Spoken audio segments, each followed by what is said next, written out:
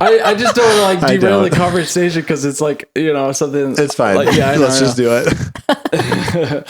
Okay, so Eddie Jurkovic is a good friend of mine. We've spent many childhood years together doing parkour and going on adventures in Boy Scouts. As an Eagle Scout, he has the passion for community and the impact it has on society. He graduated from Notre Dame. What was your major exactly? My major was business management. Oh, okay, that's right. So it's slightly different than what you do now. He graduated from Notre Dame with business management and continues to work there in education. Specifically, he works at the Pult Institute of World Community. Is that what it's called? Pulte Institute for Global Development. Global Development. Yep. And would you say that you work in education? Is that? Yeah, I work in international education. Is my field. One of the quotes just kind of to start off, and then I have a leading question to just jump right into things, is that I actually listened to this on the Eden Revisited podcast that you were invited to. You said something I liked, and it's, we have created individualized spaces that remove opportunity for connection, collaboration, and friendship. So I think that's, I think it's true, and we could see that, and talking about this type of thing is important. But to start off, like, me personally, Eddie, I know that you're a special guy. Like, you have a lot of gifts, talents, and a lot of just genuine care for the people around you, your family and friends. And that's the reason we wanted to invite you on this podcast. And for those who don't know you, I guess a question is just, what are some of the key things in your life that helps you become the person that you are today? Yeah, that's a great question. And thank you for having me. Yeah. I'm really excited. To answer that, I mean, for me, faith is obviously a big one. So I think, especially as I got older and realizing that, you know, if you have a faith that is real, it has an implication for what you do and the way that you act, and not only the way that you act, but the way that you want the world to be. So a big part is just like, how do I find that in my life? So that was a question that I grappled with like all through high school and college. It's what led me to teaching.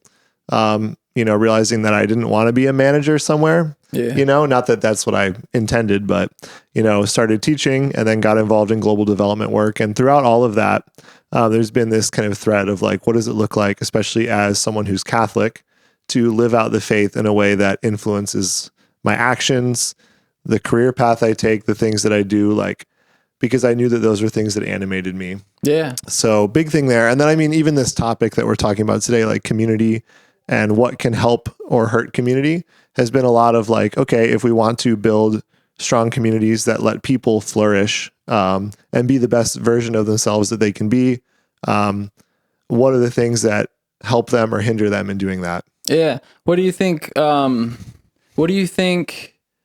Was there an event or your earliest memory of recognizing how important faith is for you personally and how that relates to these things? Yeah, I don't know if I'd say there's like an earliest memory, to be honest. One thing that I think about a lot was just like, you know, that, you know, I used to be a lot more interested in like politics, and not to say that I'm not interested or don't care, but there was a point where I realized like, wait a minute, it should probably be like my core beliefs and my values and my faith that influence my politics and not vice versa. And like, that was cool. Like that, along with a number of other realizations of like, wait a minute, like there are things that I really want to think about more directly. And like, how do I bring together like the way that I live, the social issues and things that I care about, the work that I do, like what's like the thread that runs through them all that kind of connects them. And now I can look back over my life and see like, oh, there have been these moments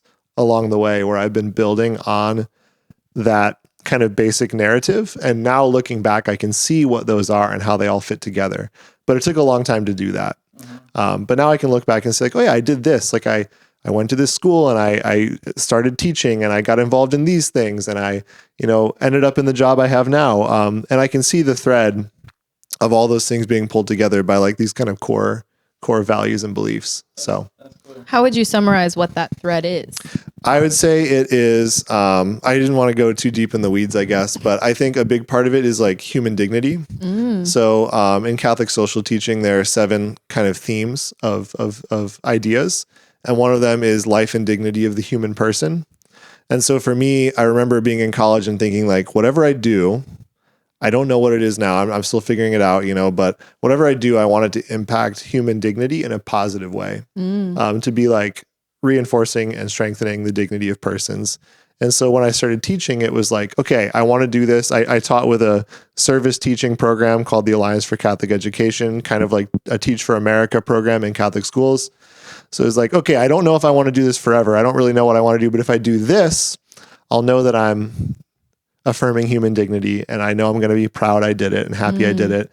And then once that got done, it was kind of the same thing. Like, okay, now I know a bit more what I want to do, what I care about, what was good about this, what was bad about it. And so I'd say that's the thread, is like trying to have something that's mission focused and something where at the end of the day, I'm not only interacting with people, but know that that interaction is leaving them ideally better than they were. Not saying I'm making them better, but that they are working towards a better version of themselves and that they feel like their dignity is affirmed by what I do. So dignity is a big part of that. Yes, definitely. I'm glad that you said that, because I was looking into the Keith School of Global Affairs, which is the school which the Institute of Global Pulte, which the Pulte Institute of Global Development is under. And I looked at the website, and at the top, it tells us, there's just a question. It says, what does the cause of human dignity demand on us? So how would you answer that? Yeah, that's a great question. It's actually something I talked about when I interviewed for my job before I knew that was one of their taglines. Really? And so it went really well. Yeah. Their thing is kind of like, it's based on a concept called integral human development. And so when you're thinking about global development, it's about not just thinking about providing people with the goods that they need to live, like food, water, shelter, etc. Those things are necessary and they're important, but that there's much more to the human person than their basic necessities. So to do development in a way that looks at the whole person, including their dignity, that's how I see it. So I think that goes across all different areas then. Like, you don't just want to approach people as objects or approach people as like a means to an end, or as something that you just kind of like is like a unit that you can fulfill their needs in some way, that there's a higher level to them, both spiritually, mentally, emotionally, even physically, right? Like there's things beyond the basics. So if you want to look at people in a more holistic way, not only in development, but in any area, you want to be thinking about them as persons with an inherent dignity that requires something of how you treat them. Yeah, some people tend to have that encapsulated with how they interact with the world, whereas others, you could perhaps like indicate there's a little bit more treating others like objects and means to end. Like, how did you come to, and I think we all recognize that as a truth, that it's not, we all do have inherent value. How did you start to really come to care about that as an aspect of humanity? Yeah. I think it goes back to what I said before, just as like a key tenet of faith, right? We're made in the image and likeness of God, and that we have an inherent dignity that is not based on anything we do or based on anything we achieve. It's just part of being a human. As a person, you have, a dignity to you that is irrevocable. It can't be taken away. It can't be changed, regardless of what you do in your life. You said that you were afraid to get lost in the weeds by talking about the common thread, but I feel like your common thread is actually super topical to this subject, because as you were sharing, talking about how sometimes we treat other people as if they're just a means to an end or a unit that needs to have certain requirements met. Would you say that that's how we've gone wrong in thinking about city planning and community planning, is kind of looking too big picture at just like checking boxes? Yeah, I think in a way, like just to kind of give a little bit of background, a lot of my focus and interest on community recently has been thinking about community in terms of the spaces that we live in. So, there's so much to what makes strong and good community, and community that can bring about human flourishing and human development and all these good things that we've been talking about that can affirm the dignity of persons. But one thing that I think that I find really interesting is just how the places that we live in can impact that. And a big part of that, I think, is there's been, I think, a removal of some of the more human elements of the places that we live that are a detraction to positive community. And I can talk about some of those if you want to now. Yes, please. Mm-hmm. So I think, and this, I'll just kind of dive into it and jump in when you want with questions or other thoughts. But what I really have thought about a lot in the past few years is, like I said, the way that urbanism, or like the idea of the urbanism, meaning the way that we build the spaces we live in. So our towns, our cities, our places of work, really anywhere that humans interact with their environment. I think that those types of things and the way that the pattern of development that we've used, especially in the US over the past 100 or so years, has really decreased the opportunity to affirm people's dignity through community and to allow them to kind of achieve the things that they could achieve if they had stronger and better access to meaningful community. And I think there's three kind of key ways that this has happened. And I can go into each one of them as we ask questions and dive in more. But I think one relates very directly to what you said, Jess. And one is that we have taken away the focus of places that we inhabit, especially places we go to buy or to do things. We've taken them away from places for personal interaction and encounter and community, and made them more into just things that are like economic solely, with no other dimension. And so just to answer your question directly, I think one way that we've done this is just by making it so that economic factors are the number one reason for the use of most commercial space. So if you think about like a restaurant, you could think about like a local tavern or a small family restaurant or a coffee shop or some kind of place like that within a neighborhood or within a city. And you can notice differences between what might be a more traditional way of doing these things or building these things. Like if you think of a kind of like a traditional American downtown, row of shops, apartments above them, houses around that central block, even just a small town, right? Those are places where people would interact with one another. They would encounter one another, and where they could do more than just consume. Consumption might be part of it, right? Like no one's going into the coffee shop and doing nothing every day. They're going to eventually tell you like, hey, what are you doing here? But there's a dimension to it that goes beyond just consumption. It's a place to be and not just a place to buy or to purchase. It's not your space or my space, it's our space. And there's a different conception of it. So when you contrast that, like you could imagine, a nice little cafe with people sitting and working and talking and interacting with something like, a 20-car long Starbucks drive-through line where the message is very clear. It's consume and get out so we can bring more people in here to consume more. And so I think that's one way in which the spaces we're in for a number of reasons. And I'm not just saying this is like, there's a lot of reasons and context here, but that's one way to answer your question that I think the way that we structure the spaces we exist in has had a negative impact on community and also has had a negative impact on the way that people are perceived. So it's, especially from the view of like a business or something like that, it's more in units of consumption. Yeah. So it's almost as if like these people aren't necessarily here to consume or add to our business. They're a nuisance. Like they don't look at the value, like the inherent value. That's like less prioritized with how things are set up. Yeah, exactly. And, I would, yes. Just to follow up with what you were saying, do you think that this weakness in how our communities are built is unique to America? Is it like worldwide, or are there any examples of nations that follow this better? And if so, like what are those examples? Yeah. And so I think it'd be good to give a bit more background on some of this too. I mean, if you look at the US, there's a pretty clear kind of trajectory. Basically, since the end of World War II, almost all of our development has been suburban. It's been centered around cars. So I'm not saying people always say like, oh, you just hate cars. Not true. Cars are great. They can do a lot of things, but building the entire world around using cars as the primary means of transportation, I think is a very negative thing.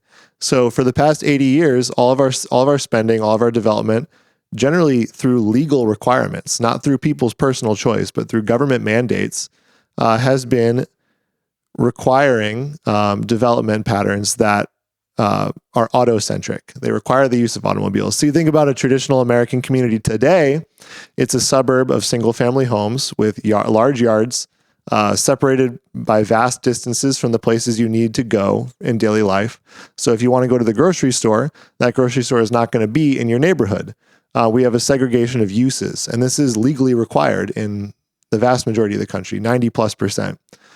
Where, if you want to go to the grocery store or go get a cup of coffee, you've got to get in your car and you've got to drive a mile or two. In most cases, right? Not all of them, but in most. And especially in most of the cases of places that have been built since the Second World War. That is the way they're going to be built. There really is no other way. So when you think about it, I like to say that a good city, a city that's built in a more traditional development pattern, and again, remember, this is 80 years of history here. We're talking 80-ish years, for the 5,000 or 6,000 years of urban development prior to that, it was not done in this way. So when you think of a more traditional example, and I always like to use an American example so people can think about it. Like if you think about a classic Christmas movie, or Sesame Street, you think about the places that they are in those things, people would consider that like a kind of traditional American town. A main street, a central block, shops, businesses, homes, all within walking distance. Like that's not like that alien of an idea. It was here not that long ago, and it's still here in a lot of places. But everything we've built since the Second World War has been different than that. Yeah. So a good city, a traditional city, is like a pizza. No one wants a pizza with the pieces all over the place. You don't eat the crust and then the cheese and then the sauce. In different ways, right? You eat them all at the same time. So a good city is like a pizza. You have a mix of all the different things that you need. You have the residential, you have the commercial, you have the parks, you have the different things, all mixed in together like you would in a pizza with all the toppings together. But we've separated them. We've forced them to be separate. And so that's kind of what I mean when I say we have changed the ways that people interact through the way our environment looks. And so I think in the US, there are examples of good places that do this differently. But globally, there are some good examples, I think, as well. I think especially a good example is the Netherlands. And I think the Netherlands is a really good example because people look at a city like Amsterdam and they say, well, Amsterdam was built a long time ago before cars. So it's not that we've messed up. We just, it's a different time. It's a different time. But that's not true. If you look at historical photos of Amsterdam in the 1950s and 60s, they did the same thing. They tore down tons of their historic buildings to build highways and parking lots and wide roads. But then in the 70s and 80s, they realized the error of that and the things that it had done that were negative, and they reversed it. You can look at pictures of Amsterdam that look like, an American suburb in the 70s. Really? And you can look at it now and you can see the mix of cars and bike lanes and people walking and dense development with shops and apartments and houses all close together, trains, trams, trolleys. You can see the mix of these things that makes a more vibrant and human environment. So I think the Netherlands is a really good example, not only because they do it well, but also because they did it the way we did for a while, and then they changed it. Yeah. So it shows that it's not just like, we have to continue this way. American cities were built for the car. They weren't built for the car. They were destroyed for the car. We had great cities, and we've destroyed a lot of them to make it so that cars can get through them more easily. And I think that separates people in a way that's really detrimental to community, which is, I think, the main thing I would talk about from here on out. Like there's a lot of good examples of what that looks like. That's great. And in truth, I was one of those people that had to be drug along to the idea that, had to focus on the car a little bit. So I like working on cars. I actually just spent an hour looking into an esoterically specific thing about a car part yesterday.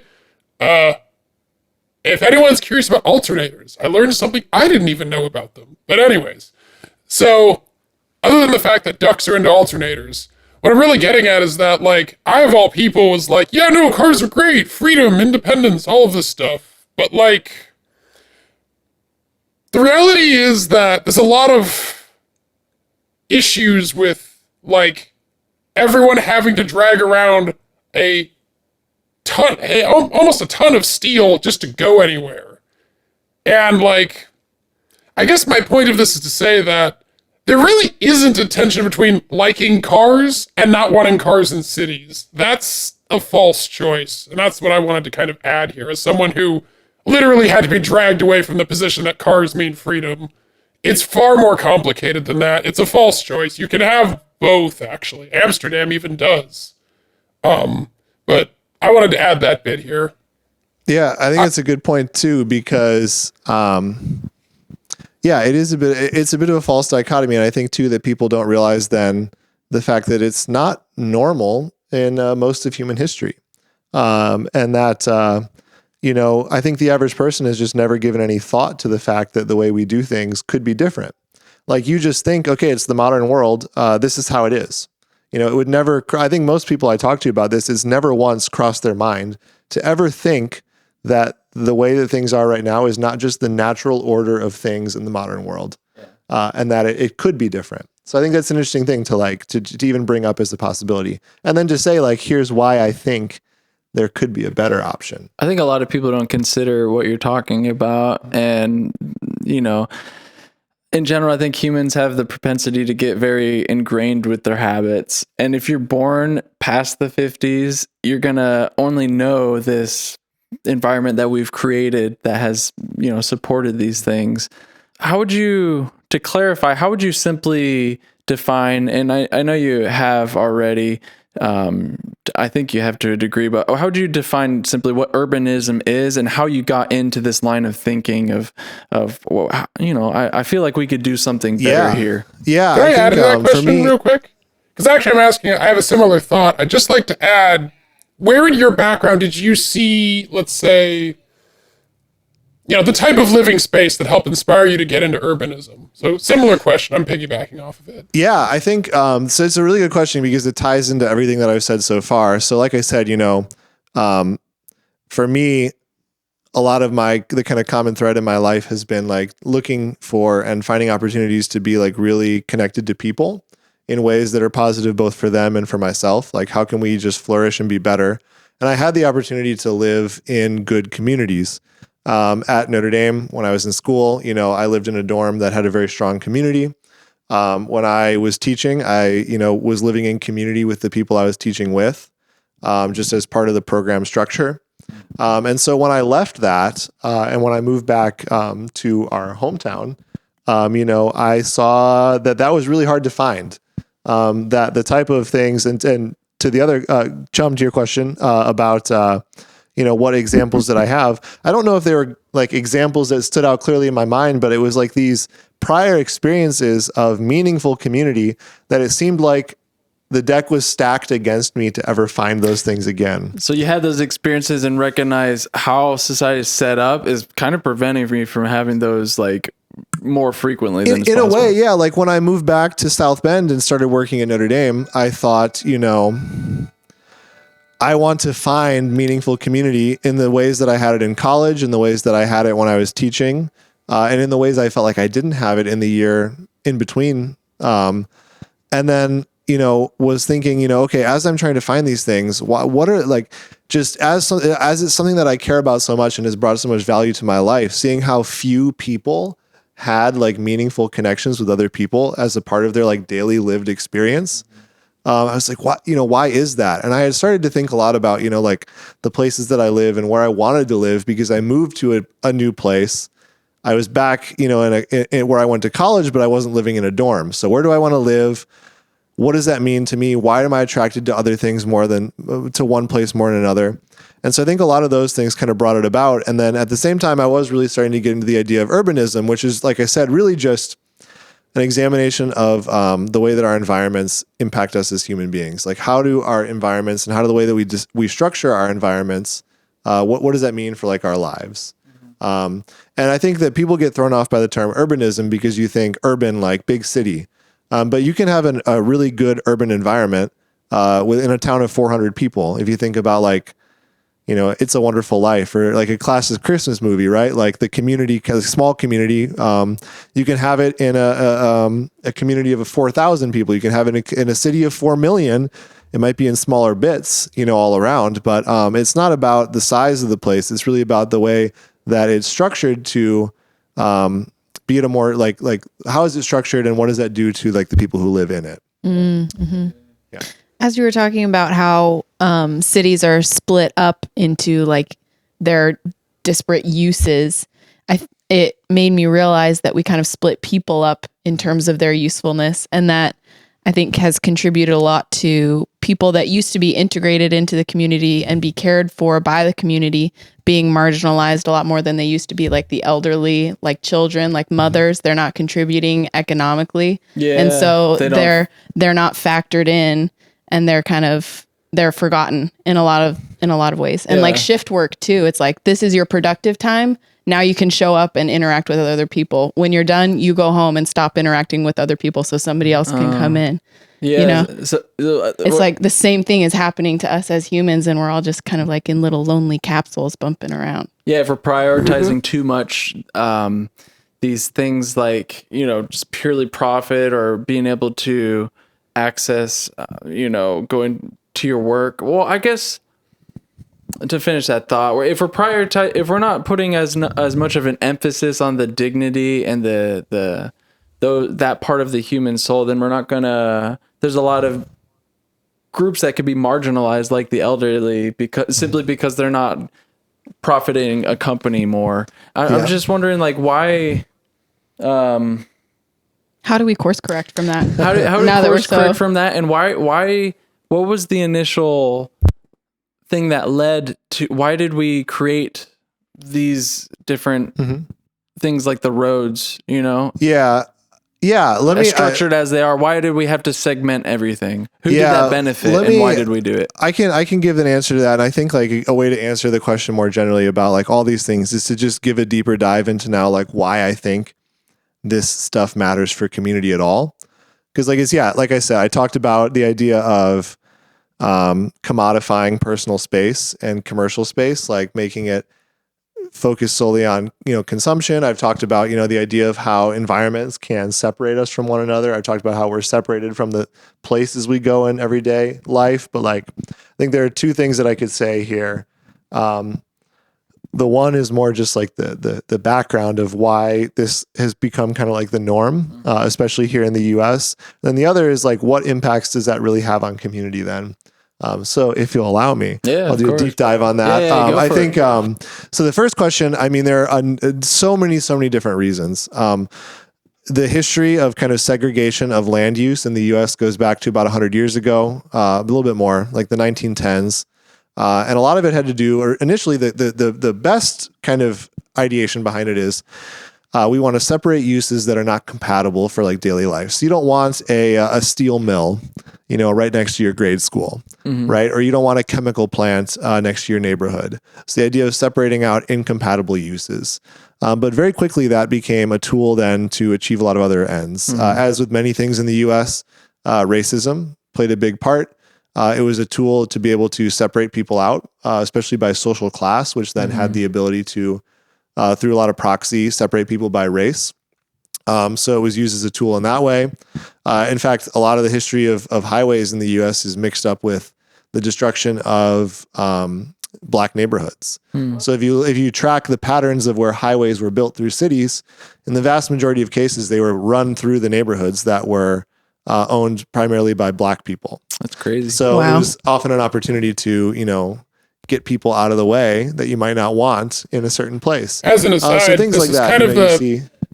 This is kind of one of the things where it gets kind of difficult on the grounds that, like, I think, Stephen, you said something earlier about, like, someone has been born after the 70s, like, this is all you know. What Eddie's saying right now, not only is it all you know, but, like, how you got here wasn't just fell out of the sky type stuff. Yeah. But you can continue. Yeah. Just wanted to mention that. Yeah, and so I don't think I can give a super good answer of like how exactly we got here, but a mix of kind of like, I think as well, like it's also a bit self-reinforcing because over time, as you segregate out these uses, you create more desirable and less desirable places. We also then do a lot of things like fund our school systems through property taxes. So you're not going to want something to change in your neighborhood. You have a vested interest in wanting nothing to ever change because you want to protect your property values. You want to keep things the same. You've bought into something. It has a value because of that. There's just a myriad number of things, but essentially the slow kind of process of developing a system of land use and zoning legally that separates out uses entirely. Here's a residential space. Here's a commercial space. Here's an industrial space. Here's a parks, a green, a rural space, a farming space, as a way to organize society. Also very tied up then, of course, in like industry, like automobiles. I mean, that's one of the biggest parts of the U.S. economy. So they've had a huge amount of, influence in shaping the way that these laws and systems have developed. And just so I to think encourage people to drive more. To encourage people to drive more, to make it so that it was easier for more people to use and to buy cars. I'm not saying like some grand conspiracy, but just like general influence, right? Yeah. So just all these different kinds of things have led to this development pattern. Then one of the things I think is most challenging is as these things have gotten more and more ingrained over time, it's really become a cultural thing too, where people think that that's what they want. And I think that it's fine to think that that's what you want, but I think that when there's not other options, sometimes that choice might not be as free as people like to think, even though they associate a lot of these things with freedom. So I'd say that's kind of like, I don't know if it's a great answer, but that's a bit of a way of thinking about it. And I'd say to just the larger question of just community, I think the most important thing is just to think about like, well, why does this matter at all? Why am I so upset about all these things? Like, I think, again, there are three things. I said this at the beginning, and I only talked about one of them. But there are three things that I think that this does. One is it decreases natural and spontaneous human interaction and encounter. So I'll talk about that one for a second. If you think about a more traditional community, right? The butcher, the baker, the candlestick maker, whatever it is, a more modern equivalent, whatever those places would be in a place where the people going about their daily lives would interact with the other people around them just through the structuring of the environment. You're not, getting into a car and driving to multiple different places to get the things that you need. You are walking around to get them. You are in an environment where as you do those things, you're naturally going to be running into people. People that you know, people that you don't know, and there becomes a kind of a self-reinforcing effect there. You have spontaneous human interaction that just does not happen in the modern world because things have been so individualized. If you think about the modern world, it's, I'm in my house box, and I get in my car box, and I drive to my work box, and then when I get done, I drive to the grocery store and get all the things I need for a month maybe. I drive back to my house box. And then if I want to go do something, it's the same thing all over again. Yeah. And so there's no opportunity then in the day-to-day to actually encounter other human beings. It's an extra effort to do anything that is going to bring about connection. Yeah. And that happens not only to adults, it happens to children as well. Because the environment we built is not, it's not conducive to children being independent. Because what's the number one thing in the US that kills children? Unfortunately now, in the past 2 years, it's firearms. Yeah.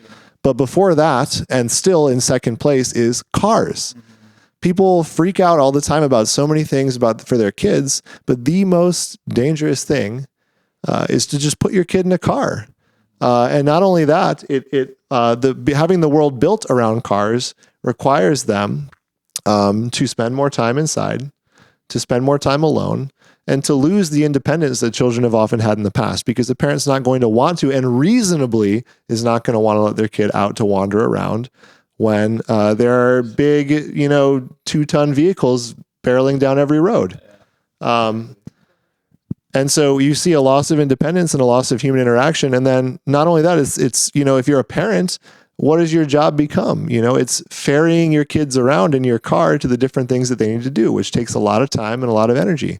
So the time that people would spend in like civic organizations, bowling leagues, clubs, going out to like a local bar or a local restaurant, like those things are now tied up in an effort and it's much easier to just say at the end of the day, I'm just going to stay home and do my own thing, which is into my second point, but I'll wait to go on that one. Well, I was just going to ask, like, that's all fine and dandy, Eddie. You could see that, you know, the way that things are structured with the roads and in general, how highways have separated different neighborhoods and communities in general, like, and how our, you know, just, it's residential, it's industrial, it's commercial, these different boxes, and putting these zones that separate them rather than intermingling these purposes in one kind of whole keeps us from having these spontaneous reactions. And in the end, what I'm seeing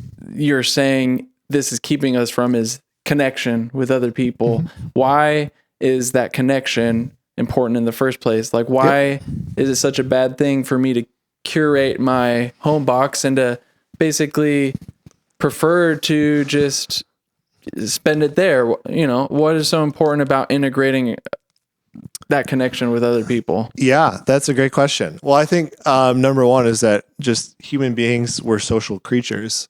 And I think that to ignore that is, I want to say foolish, but I understand it's also, I think it's rational in the way that people do it. And that's actually goes right into the second point I wanted to talk about. But I think you're right. I think that connection is important because it's through others that we're able to, I think, reach the fullness of ourselves. So earlier we talked about the idea of, like, you know, human flourishing. And one concept that I've talked about before, and that is very, very kind of well known within any sort of Catholic kind of social teaching circle, is the common good. Essentially, like the idea that we are all working together as the human family for the common good. And the common good is like the sum total of human endeavor that's going to bring us closer to our fulfillment. Of course, our ultimate fulfillment is in God, but we have many other things, you know, along the way to that. And that we want to be able to create societies, structures, cultures, places of being that are all working towards the fulfillment of human beings. And so I think community is absolutely essential to a real, deep, and true understanding of the common good. So I think the argument, though, that you brought up, which is one that many people make, like, how are we not gaining more from our individualized spaces? Like the sacrifice of those random connections might be worth it, some may argue. Yeah, I think that people do argue that. I think that that's the idea. And I think that that is one that, like I said, it's rational if I don't think it's good. And so the second point I was going to make is that just the way that we develop our built environments not only decreases our opportunities for interaction and encounter, but it also creates an atomization and an individualization of our personal space and our personal time. Things are viewed, and this is not just an environment issue. This is a Western culture issue where we're much more individualistic. That's just kind of the way our culture has developed, especially over the past 100 years with like rising consumerism and all these different things. So I'm not saying this is like the single issue to think about these things through, or the single lens to look at them through. But we have, both in the environments we live in and also in the things that we engage in, we have individualized our space and our time to such an extent that we think that that is fulfilling us. And I would have to simply say that I would argue that it is not. Even if people say that it is, I would argue it's not. And I would say that for a number of reasons. We have individualized our space, and that, like you said, we have the ability to curate experiences that never bump us up against obligation or difficulty or encounter with others that might make us uncomfortable. Yeah. So you can, after you're in your car box, your work box, your grocery store, whatever, where you're just going around to these different things, you come home to your house box again. And why would I go back out and drive 15 minutes to go, join a bowling league or play softball, or, why would I let my kid go out and do this when it might be dangerous, when instead we can just stay here and do all the things that we think we want to do? I can watch the shows that are curated specifically for me. And avoid coming across, because it's like you don't know what you may come across as much. You have less control, and it's more likely, in a way, in your perception, you're going to confront something that you don't like. Exactly. We can consume the news media that we want to consume. We can interact with the people we want to interact with, and we can put things out of sight and out of mind if we don't like them. And so we have the ability to individualize our spaces so much. We have, I mean, think about it. How many people in the US, it's most of them who own a home, have a huge backyard, right? We have so much land, and the way that we use our land is so crazy. How many of those people are using those backyards with any regularity at all? We have huge houses. How often are we using those houses for anything other than being in our own little rooms or our own little spaces with our own devices, doing the specific things that we want to do? It's not as often as we would think, given the apparent emphasis that we put on them by the fact that all the houses have them, or all the places have them, right? So we have this ability to individualize our spaces, and that creates distance between us and other people. It becomes, over time, more and more uncomfortable to let people into that. And again, I would argue that that's just a net negative. Yeah. And people might say, but wait, no, this is nice. But like, I do think there's a essential dichotomy here that, like, I mean, this is where there's a bit of a disconnect, right? Like, I would say, like, our lives are not just about ourselves. Yes. And some people would argue that that's not true. Yeah. And I would just have to say, I fundamentally don't agree with you. Yeah. But I think Why? that I think fundamentally I don't agree with them because of my conception of the common good, which is that it is our social structures and our human endeavors working together for the fulfillment of people, all people, not just me. And that's only found through not just you focusing on yourself, but focusing on others. Exactly. And having that. Exactly. Yeah. So think about it. I mean, it becomes very easy then to, think about how easy it is now if you are a Republican to never interact with a Democrat. Yeah. If you are a rich person to never interact with a poor person. If you are a white person who lives in a neighborhood that's predominantly white to interact with someone who's not white. Like, these things just become easier and easier and easier. And it breaks down those structures where when you encounter someone, like a real human encounter is naturally barrier breaking. It breaks down these conceptions we have of people as other, and suddenly they become very much like us. We realize, wait a minute, this is another human being. So it becomes really easy when you are in your gated suburb, where you go to work and you come home and you run your errands, and that's about all you do, and you exist around people who look and think like you, to really generate not only this isolation, but this fear of the other, this fear of other people, and this demonization of other people. And it makes us think then that we have no obligation to those people. We have no need to interact with them. We have no, obligation is the word. We have no, if you never see a homeless person, it's very easy to be out of sight, out of mind. But it's not that they're not there. We're just hiding them. Yeah. Because it's Worse than uncomfortable. that, the perception you have is not based on these natural encounters. It'll usually be based on something either brought about through media delivered to you, or, if, you think to your own life, or maybe someone you've known, somebody out there, either yourself or you can think of as had like a worse day of their life. Maybe something where things went really, really weird or really, really wrong. Or maybe you've just done something embarrassing before, and if you can imagine, like, that was the first time somebody ever met you. My point is that, in terms of bursting one's bubble, what is more memorable than somebody having a particularly outlandish or the worst day of their life? I guess what I'm getting at is, not only do we have these separations, but the events along which you might have them burst are, by definition, probably going to be kind of shocking. And I think there's this tendency of, like, when you see a shocking thing of, say, a group of people or a place you never go or have no experience with, to just be like, that's what it's all like there, all the time, 100%. And apply it to everything. Yeah.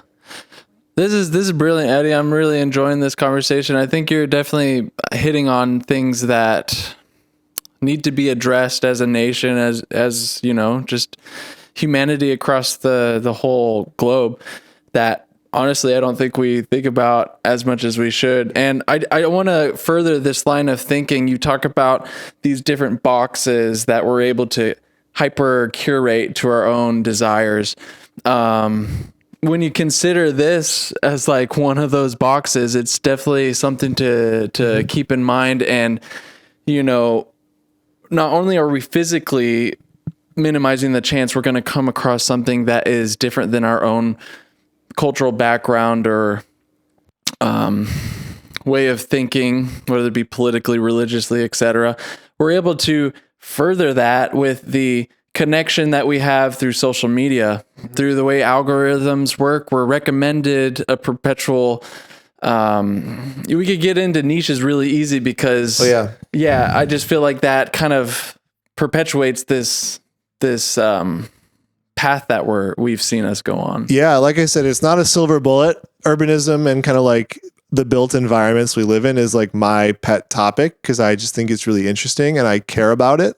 But it's not the only thing that contributes to this. I mean, there's an aspect, like I said, of individualism, of an increasing consumerism, of, like you said, an increasing ability to curate through things like social media, cell phones, just general internet usage. Like, there are so many things that are contributing to our ability to further and further isolate from others and create our own kind of like idealized existences.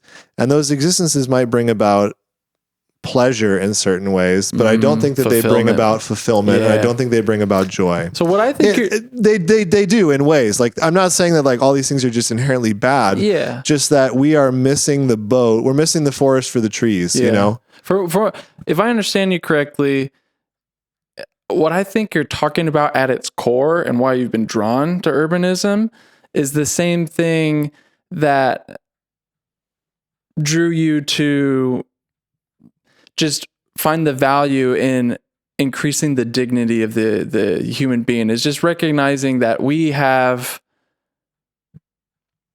it's recognizing that we as humans have an individual worth that is separate from any accomplishment, anything we do. We have value, and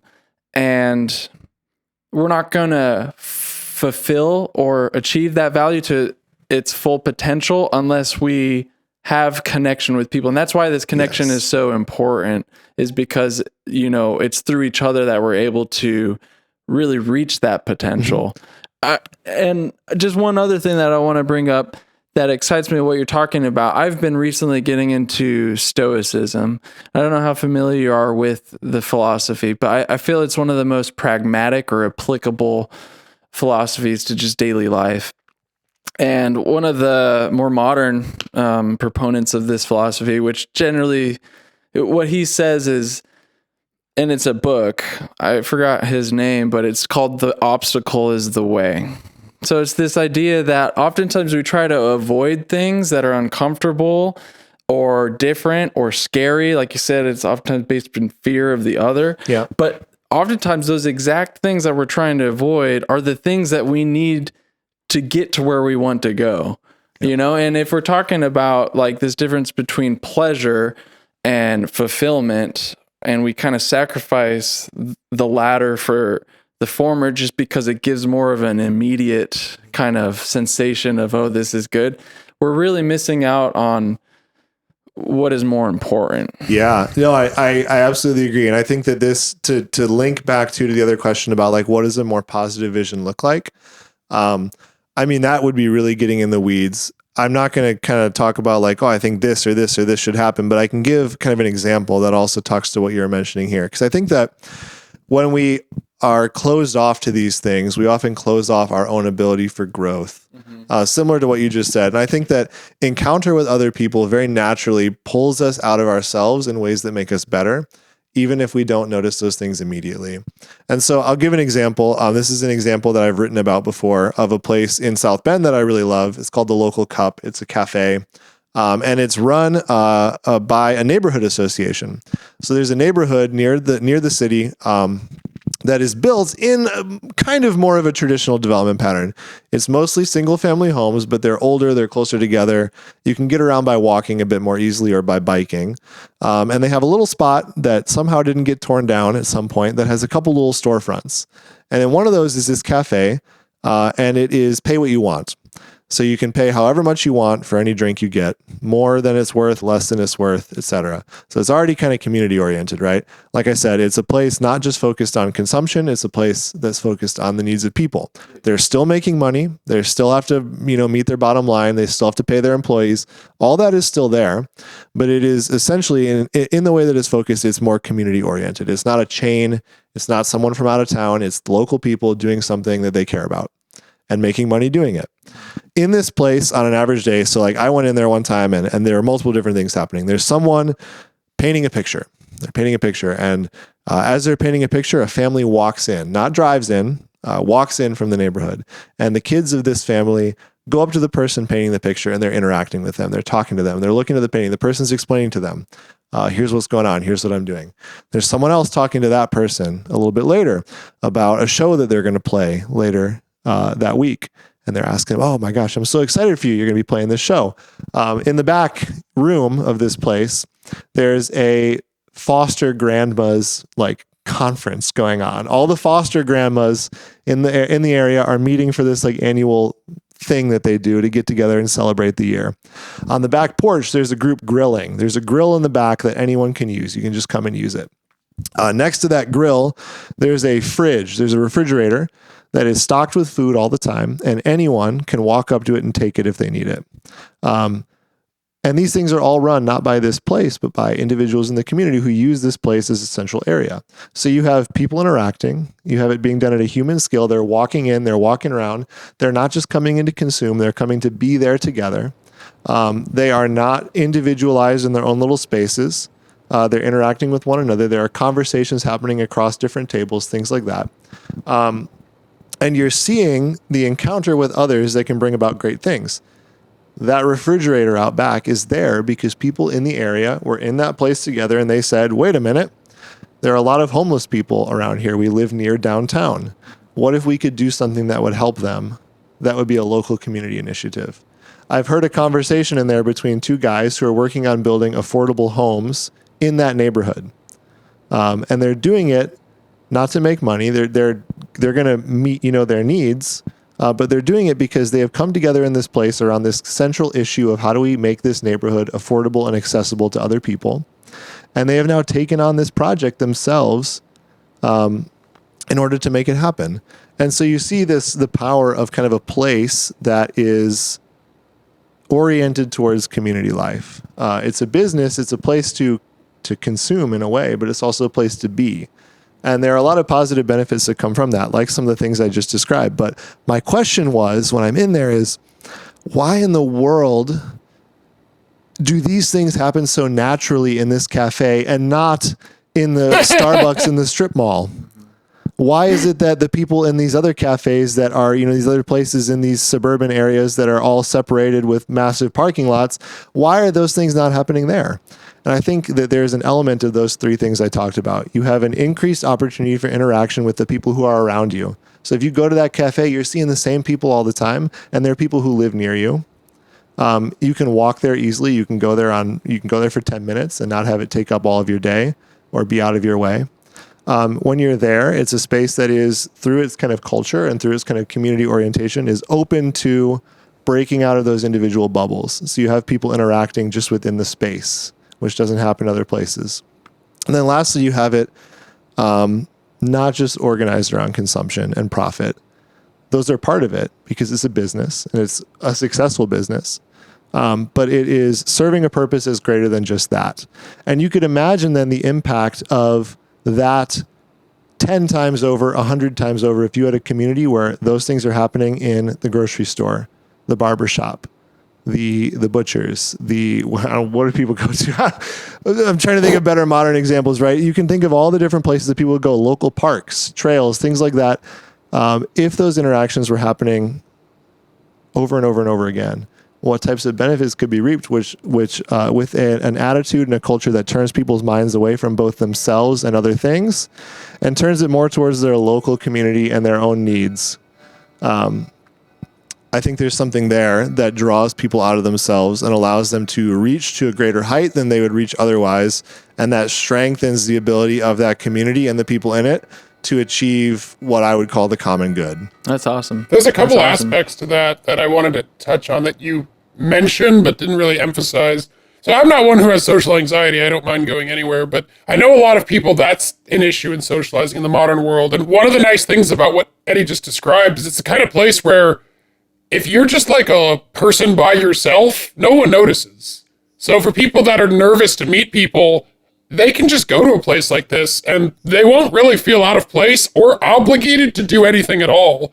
So they can acclimatize themselves to getting to know people. And oftentimes I've found places like that are just friendly. They'll just say hi to new people anyway.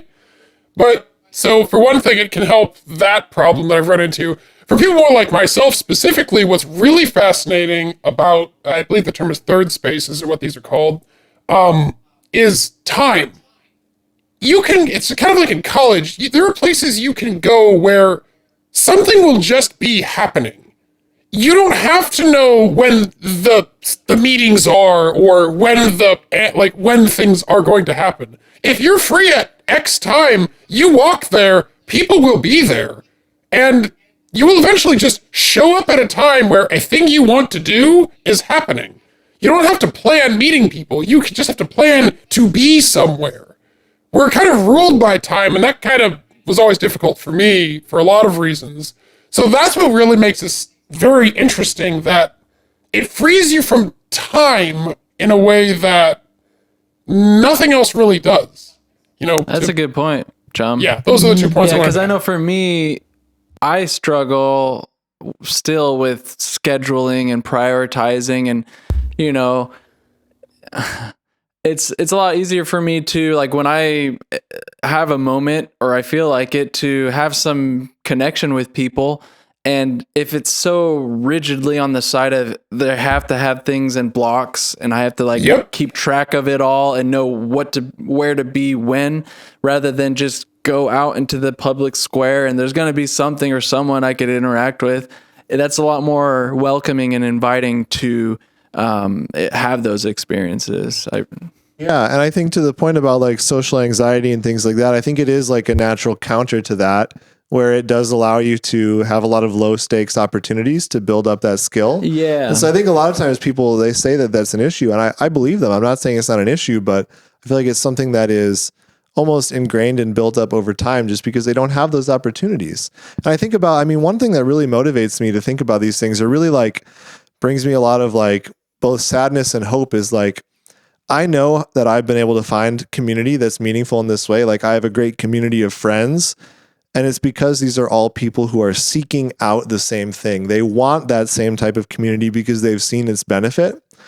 But there are people who just have no conception of that. They have no idea that that could be a missing hole in their lives, and that the way that our environment is structured often robs them of that opportunity. And there are so many people who go to college and they're so happy and they love it. And I'm not saying college is replicable anywhere, like in any experience, but like the idea of just saying like, okay, well, now I'm out of college. Now I got to move to, my single family home in the suburbs and never interact with people ever again. People like experience that. They experience it and they think it's just normal. And it's not. It's not. And it's not normal, and it doesn't have to be. But if you're not seeking out an alternative like I was and like the people I know were, it's like almost not going to happen. It's not going to happen. Yeah. And so what would it look like to create opportunities for people to see what they're missing? Yeah. I think that's why this is an issue I find important, because it's like a structural barrier to entry. You can't even get a conception of what this could look like because you've never even encountered it. Yeah, you don't know. And a lot of people do. They get that taste of it in college and they just think it's like an aberration. But like, no, that's how it should be all the time. Yeah. And it could be. Like, it could be. So what are the best steps going forward to create that? How could we individually use our time, money, influence, or whatever means that we have to encourage this to be cultivated for future generations? Yeah, well, I think a big thing is like right now we're fighting against the tide. We're fighting, we're swimming against the current. Yeah, so of course. It is like, I think there's different ways. I think one thing is just, and this is maybe a bit of an aside, but just being more willing to engage locally. Yeah, I think that people often, especially now where we're so connected nationally and globally, you think about things at a much higher level. You look past where you're at. You look past where you're at. And it's not to say that you shouldn't care about those higher level things, but caring about them is different than like investing all your time in them. Yeah. So think globally, think nationally, but act locally, I think is the big one. So like invest yourself where you're at, because you're not going to lose anything for it. Yeah. You have more actual chance of that being something you could actually influence or have some degree of control over. Exactly. You can have a degree of control and you can see difference and change. And I think another one is just like, especially if you're thinking about it, just think about the way that you can set yourself up for a life where you can increase some of those opportunities. So for me, that was, and again, this is as a person with a lot of privilege, a lot of blessings, a lot of, good things in my life, good job, all those things, like choosing to try and be somewhere, even in, people don't think of South Bend, Indiana as like, bustling metropolis of prosperity, although it is great and I'm all for it. But like, even in, when I moved there, it was like, where could I be that's going to allow me to, be close to work if I can be? I know not everyone can, then that's fine. That is going to allow me to be close to things that are happening. So I don't have to, drive every single place I go, or, be in the car for 20 minutes anytime I want to do something. So I think there's a bit of like individual control, but then I think it's just like advocating for both like high level ideas of like why community is important, and like trying to bring people into a sense that like there is something in encounter with other people that makes us better and that can elevate us to new heights.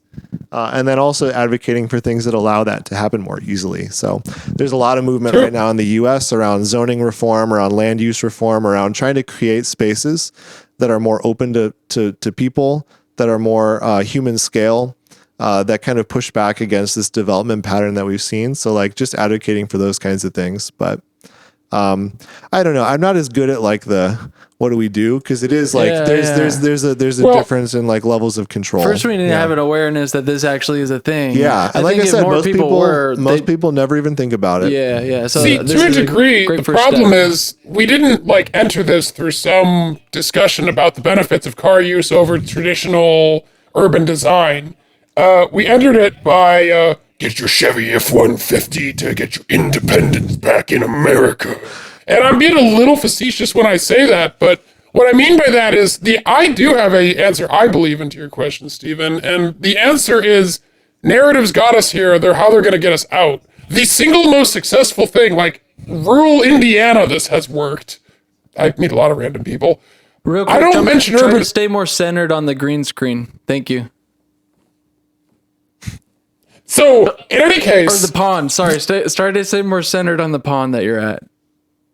Anyways, I'm listening to you. I am. Anyways, so, the one thing that I found successful, like, in multiple states and very, very strange backgrounds is pick a few things about urbanism that don't talk about the underlying why, but they paint a picture that matters to people. And the one that has worked the best is hordes of children riding their bikes to school and back on roads without cars. Couple things there. One, parents go, oh wait, I don't gotta drop my kids off ever again? Tell me more. Secondly, most parents were also at one point, actually I think all of them, children. And the idea of kids getting to like be in their big old, their big old like battalion just riding down the road sounds like a rip-roaring time to be a kid. So like, I have found that weirdly enough, children having the ability to ride their bikes to school is like the gateway drug for people that would not care about this at all. Until they realize they might lose their F-150, but that I can't help at some point. They won't lose their F-150 though, is the other thing. But I do think challenging narratives is big. And one of the things that's really disappointing to me as someone who tries to think about like the intersections of like faith and community and these kinds of issues is that often the people who talk the most about like the lack of community and interaction and like family connection and all these things that like we're seeing a loss of are the ones who are then so vehemently against any of these changes as almost like a culture war topic. Like they're likely to be more conservative, and often that aligns with keeping the status quo. Like the suburban American home with the 2 cars is like the American ideal. And I think that's something that's worth pushing back against, because I think that, you often hear people even going into kind of conspiracy mode of like, you want to keep everyone in a pod. You want everyone to live in little apartments. It's like, you already live in a pod. Everything you do is like, you're in your one place, and anytime you get anywhere, you got to get in your pod to go there. It's entirely taken away your ability to like do other things. And so all these things are sold in that way. It's, the freedom of the road, whatever, but like 95% of the time you're in a car is driving between stoplights and suburban traffic to go to X different big box store. It's not the freedom of the road. It's robbing you of so many of these things that you say that you seem to care about. So I think it's pushing against the freedom that to pay a mechanic.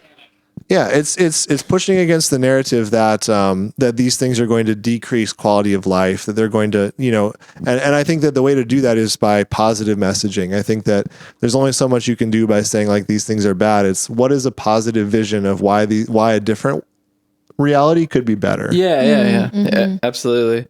So this has honestly been like a really illuminating conversation, Eddie. I had listened and read to some of your thoughts about this before, but I see it at a different level. I'm personally excited to continue to think about these things and how we can make a difference. And I think you're totally right. We gotta not look beyond the mark and focus on where we're at. Oftentimes starting with ourselves, starting with our family and our community before we try to change the whole world or even the nation. And I just wanted to explore with you the tension between individual responsibility and the impact of community upon the individual. So like, what are your thoughts on this? Yeah, that's a really good question. Like I said earlier, I think there is like a real tension between, especially now, like the idea of obligation and having obligation towards other people, and the idea of kind of like ultimate individuality, that I think people really butt heads with now. And I will say, like, to say first, I think there's a balance. I think like a total kind of like obligation to a specific community or family unit or whatever, like can have negatives in a lot of ways where you're so tied to it that you lose your ability to be individual and to make decisions for yourself. But I think that we've swung like the complete opposite. Yeah. And that has just as many, if not more negatives. So I think first off, I want to say there's a balancing point. I don't think it's like absolutely one way or the other, but I think that, just fundamentally, I would say that we do have responsibilities towards other people.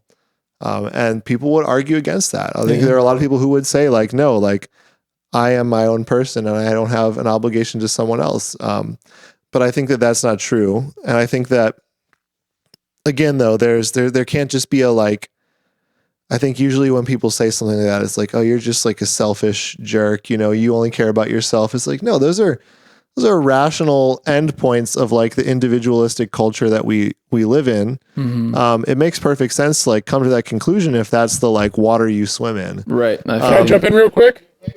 I wanted to tie into an earlier point you said. You can go beyond rational. I don't actually think people are all that rational, myself included. We talked earlier about the idea of not ever seeing community. There's a lot of people that have opinions based in large part because they've literally never had the community we're talking about. They can't even imagine the connection as to why that obligation is, in a way, it's also selfless it is also selfish, though it's selfish and selfless.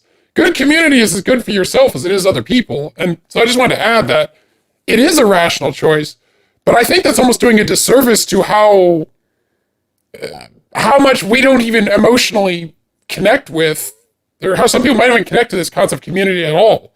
They're not. Yeah, okay. I think I made my point. Sorry. No, I think I would agree. And that's the point I was going to make is that the obligation to others is not, obligation itself is seen as a negative word, almost like our commitment to others. And the more we commit to other people, we often find a greater fulfillment. And that fulfillment is because we are not only like bringing about a higher level of flourishing and like respect of our own dignity, but also of the dignity of others. And when we do that, I think people come to a recognition. I mean, I think that's why so many people, who say this is just an example, right? How many times have you heard someone say like, I didn't know until I had kids how much I could love someone. Yeah. Right. Something like that. And it's like you put yourself in this situation where you suddenly have massive obligations towards another person. And instead of finding that restrictive and, negative, they find it freeing and fulfilling. And increasing their capacity to love. And increasing their capacity for joy and for love and all these things. And so I think that there's a microcosm of that in any human interaction where the more you give, the more you get. And not in like a wishy-washy way. Like that doesn't mean it's easy. But again, I think that people often are so afraid of what that means and they have so little encounter with it that they don't know the potential that can come from it. Yeah, and urbanism is just one of those ways that's going to help make it more likely that stuff's Exactly. gonna happen. I guess this probably would have been a better point to say at the beginning, but it's also a good way to kind of come to a conclusion is that the way that we build our environments is a significant roadblock right now to bringing about conditions that could more naturally allow us to reach towards this common good. The obstacles. It's the an way. obstacle. Yeah. It's an obstacle, as is, a number of other things we've mentioned. Beautiful. Thank you, Eddie. Like, Did you say your third point? Oh, my third point I said earlier, which was the one Oh. about like increasing use of commercial space only for profit and consumption. Okay. So like the use of spaces that are not the home as places of consumption only. Yeah. That's beautiful, Eddie. We really appreciate you coming on the Candid Chums podcast. Like, we're really grateful to have you. And I've said this before, but I think you've talked about very important things, and I'm excited to, think about this going forward. Is there anything that you would like to say or shout out in general before we come to a close? I would just say, I think the easiest way to sum it up is like, if you care about human connection and human flourishing, you should care about the spaces we live in. I think that's a big takeaway. And if you think about those things in general, there's a lot of different areas in your life that I think you could try and find ways to increase the ability for people to have good community. I just thank you. This has been fantastic. Love you, man. You too. That's great. Any final thoughts, Chum? oh, well, I was doing a very weird hug the camera thing. So, I do have an unfair question. Ranking best to worst. Walking, driving, biking, train, subway, whatever. I think that the best. I think the best. For you is personally. Me personally, biking is the best. I love biking. I also am not like a big city person, so I think that like a smaller city environment where everything might not be right next to each other, but you can get around pretty easily with or without a car is my ideal. So I'd say biking is number one, and then I would say I think I'd say driving, but like real driving, like going on a road trip or something. Yeah. Not like, going to the Walmart 30 minutes 30 away. minutes away Yeah, and then going back from the Walmart. Another 30 minutes away. Yeah, exactly. And then I'd say walking and then train. And that's not because trains are bad. It's just because I like walking. That's So great. I like them all in their own ways. That's good.